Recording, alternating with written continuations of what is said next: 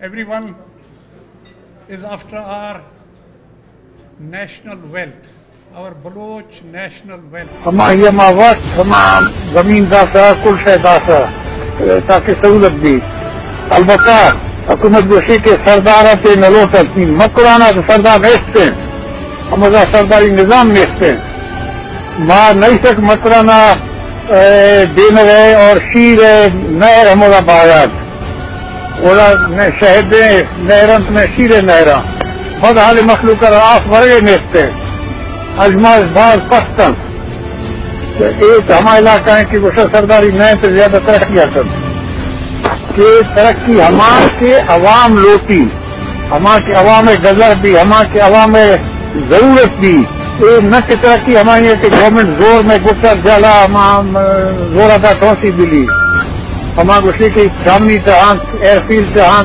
Helipad तहां military road तहां इस मन लोटो इतना कब्जा करने और जनया खुशा खातरा. Nawab Akbar Shahbaz Khan Bugti was born on 12 July 1927 in Barkhan, the rural home of the Kethran, a Baloch tribe to which his mother belonged. He was the eldest son of Nawab Mirab Khan Bugti and grandson of Sir Shahbaz Khan Bugti. His father named him Akbar, but after the incorporation of his grandfather's name, he was called Nawab Akbar Shahbaz Khan Bugti. His father died in 1939 and he became the chief of his tribe when he was only 12. Due to his young age, the British political agent assigned his half-uncle, who Bugti believed poisoned his father, as a regent and sent him as a ward to famous educationist Allama Qazi and his German wife Elsa Qazi. He studied at the Karachi Grammar School and then at the Hutchison College, Lahore. He was not allowed to visit Dera Bugti, his hometown, for his safety. He spent his holiday with Qazis. But he seemed to have enjoyed his time at Hutchison. He excelled in sports. He was the captain of the polo and swimming teams and was good at cricket. He was one of the first CSP officers of Pakistan, but he rather preferred leading his tribesmen than serving as a government official. In 1947, Bugti was given two options, either merge with India or Pakistan. There were no third option. He selected Pakistan. In 1958, he served as Interior Minister of State. Due to his opposition to martial law, he was arrested and sentenced to death for murdering his uncle, but later released. Bhutto appointed him as the governor of Balochistan in 1973. In 1988, he was elected as the chief minister of Balochistan. He spent all his life struggling for the rights of his people within the constitutional framework of Pakistan. However, in the last years of his life, he struggles for the self-determination of Balochistan. Due to his opposition to Ayub Khan, he was arrested for allegedly murdering Hebat Khan, his own uncle. He was sentenced to death by a military court, but later Ayub Khan ordered his release, commuting the death sentence. He told journalist Suhail Wadaij in a television program Ek Din Jio Ke Saath that he spent 8 years in jail. Seasoned Baloch politician Gauss Bakhsh Bizenjo managed to unite Bugti, Ataullah Mengal and Khair Bakhsh Mari on National Awami Party's platform in the political battle against the infamous One Unit, which had merged the 4 provinces of West Pakistan as a single polity to determine the majority of East Pakistan, now Bangladesh.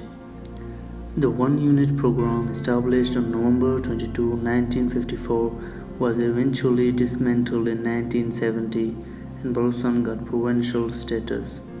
Elections were held the same year.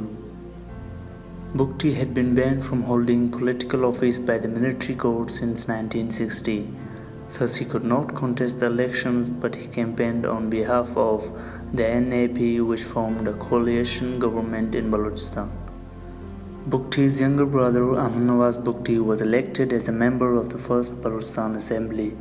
Ataullah Mengal became the chief minister and Bizenjo the governor. However, their success was short-lived. Bugti soon developed serious differences with the NAP government. According to him, he was once attending a NAP meeting, and as the meeting was about to start, someone shouted, "Those who are not former members of the party should leave." As Bugti was not a former member, he realized it was him being referred to. He said he tried to ignore the situation, but the man repeated himself, and Bizenjo, who was present, remained silent. It offended Bugti and he left. When Bhutto dismantled the Balochistan government in 1973, Bugti supported his move to avenge the disrespect shown to him by NAP leaders. Mengal, Murray and Bizenjo were jailed and a military operation was initiated in Balochistan, which lasted till 1977.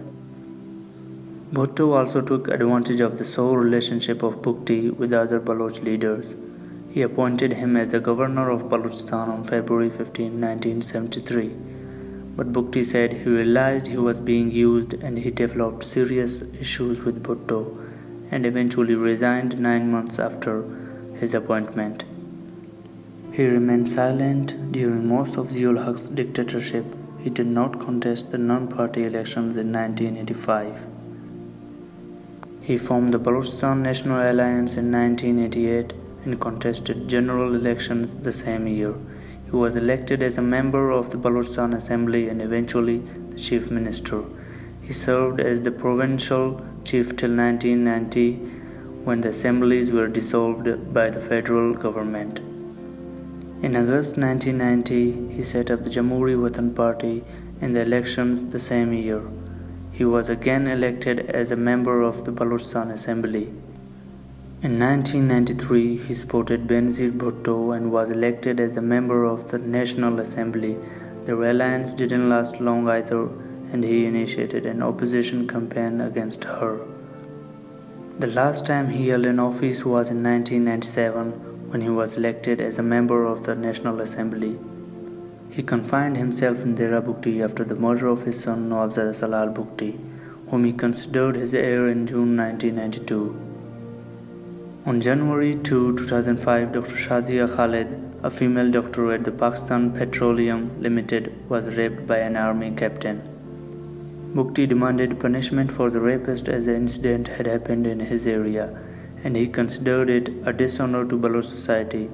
However, then Dictator General Musharraf straight away spoke in support of his officer and declared the captain innocent without any investigations. It was the beginning of a cold war between Musharraf and Bugti, which eventually turned into a full-fledged battle. Musharraf's political advisor Chaudhry Shujat Hussain and Moshahid Hussain tried to resolve the issue through talks. Shehbaz Mazari, a seasoned politician and Bugti's brother-in-law, told this author Shujat and Moshahid came to his Karachi residence urging him to persuade Bugti for talks. He said Bugti was initially reluctant because he knew the military leadership was not serious and that they want to get rid of him.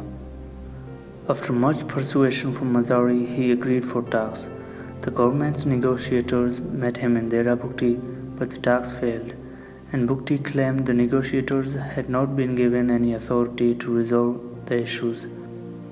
After the 2005 bombing at his residence by the military, he went into hiding in the mountains. He was 86 and couldn't walk properly because of a tumor. He seemed certain he will be assassinated. According to Shehbaz, he called him a few days ahead of his assassination to say goodbye to him. "It's better to die with your spurs on instead of a slow death in bed.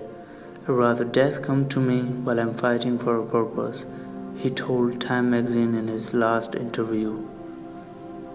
On 26 August 2006, his hideout was bombed, killing Bugti and dozens of his supporters.